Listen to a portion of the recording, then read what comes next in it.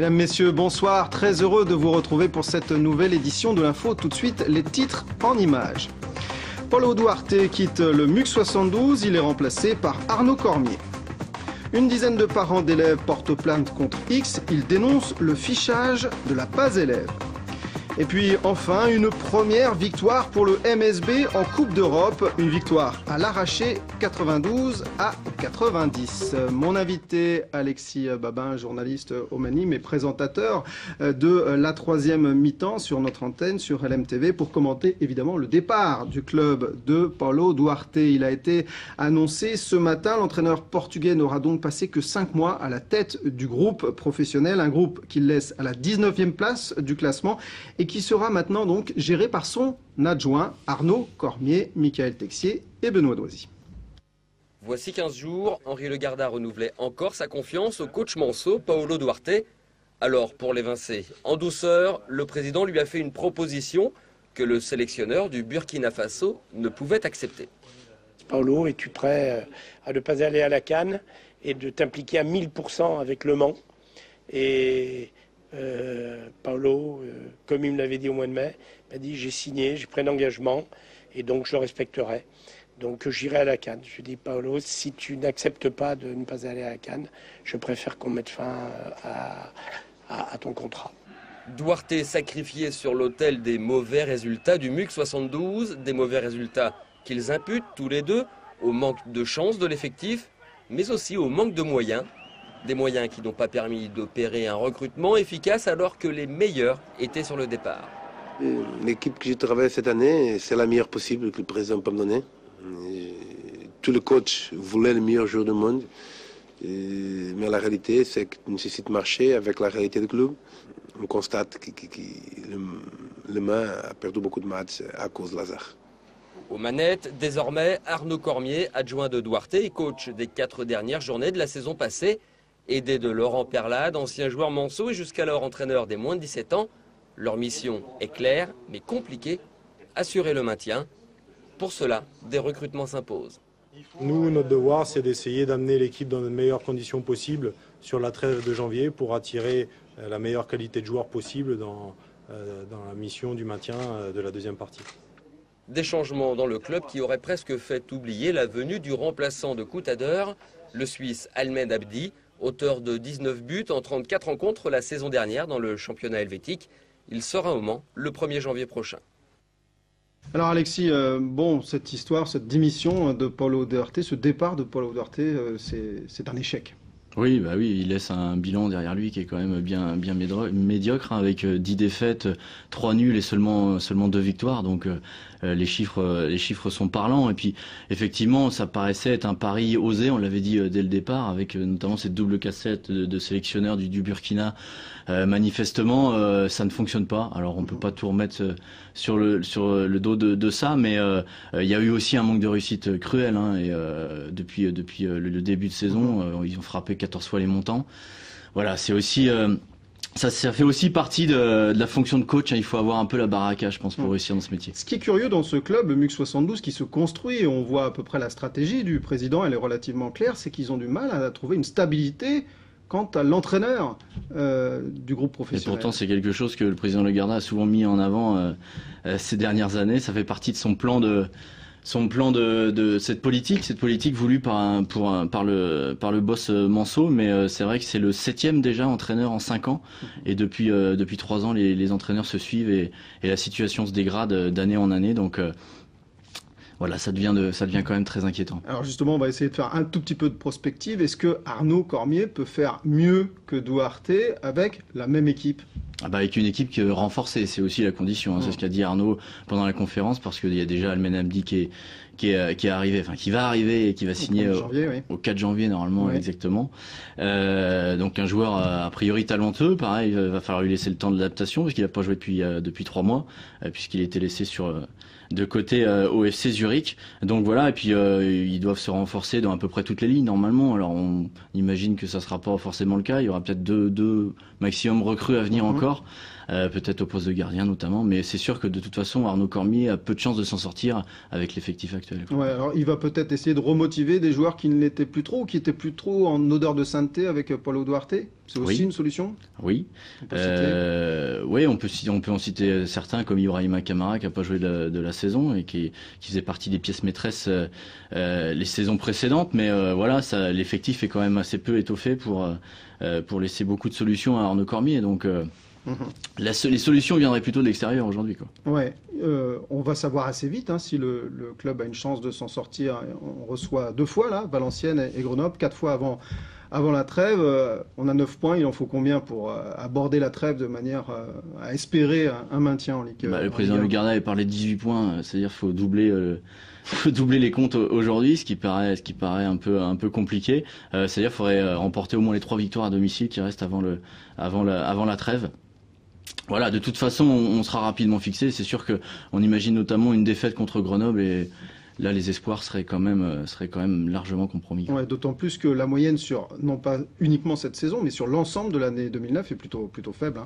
C'est-à-dire que le déclin a commencé en novembre, début novembre de l'an dernier, on peut la dater au moment de défaite contre Auxerre, 2-0, et depuis le club n'a jamais vraiment relevé la tête, quoi. Donc est-ce que Arnaud Cormier va avoir les armes et va trouver les solutions pour redresser la situation? C'est compliqué. Il avait eu 4 matchs en fin de saison dernière pour le faire, pour prouver sa valeur. Il avait fait 2 défaites et 2 nuls, aucune victoire. Bon. Il a la possibilité de faire mieux aujourd'hui avec un peu plus de temps, mais aussi dans une situation encore plus délicate. D'accord. Merci beaucoup Alexis. Puis on pourra évidemment vous lire demain dans le Maine Libre et vous voir lundi sur LMTV pour la 3e mi-temps. Allez, l'image du jour maintenant, c'est la reprise ce matin de la collecte des ordures ménagères sur l'agglomération mancelle. Les camions étaient bloqués hier par un mouvement des agents techniques de la collectivité. Un accord a été trouvé hier soir. 4 remplacements de postes supplémentaires ont été accordés par la ville. Des postes de maçons, de menuisiers et de métalliers. Le fichier base élève fait maintenant parler de lui. Ce fichier recueille toute une série d'informations sur les enfants. Plus de 90% des élèves de la Sarthe y sont enregistrés. Aujourd'hui, une dizaine de parents d'élèves du département ont déposé une plainte contre X au tribunal d'instance du Mans pour dénoncer le fichage de ces élèves. Benoît Doisy. Dans les mains de Maître Ifra, les 12 plaintes de parents d'élèves sartois. Des plaintes contre X contre la mise en place du fichier base élève, un système de fichage centralisé dont l'objectif est le suivi de la scolarité des enfants. Les écoles avaient déjà leur propre fichier qui était tout à fait opérant, donc pourquoi en mettre un nouveau en place? Ce qu'on reproche aussi, c'est les connexions qu'il peut y avoir, notamment avec le fichier partagé, donc consultable par différentes instances qui ne sont pas forcément déterminées. Ce fichier sert entre autres à attribuer à chaque enfant l'identifiant national élève, un numéro indispensable par exemple pour passer des examens. Pour le collectif national de résistance à base élève, ce fichier s'inscrit dans le cadre d'une politique générale de fichage. On est très loin de la petite fiche qu'on remplissait tous quand on était gosse en CP, où on demandait qu'est-ce que fait papa, qu'est-ce que fait maman, qui était quelque chose de déclaratif. Et j'ai envie de dire qu'il était un premier lien entre l'enseignant et l'élève. Là, songez à ce qu'on peut faire avec des fichiers, songeons ensemble et n'ayons pas trop la mémoire courte. Aujourd'hui, des parents de 25 autres départements ont également déposé des plaintes. Et puis, nous venons de recueillir le point de vue de l'inspecteur d'académie de la Sarthe, Emmanuel Roy, c'est le patron des enseignants. Ce dernier s'étonne des craintes formulées par les parents d'élèves. Vous remarquerez quand je parle de base élève premier degré, qui est effectivement une nouveauté de ces dernières années, mais chacun sait que la base élève second degré existe depuis des années et n'a jamais posé problème.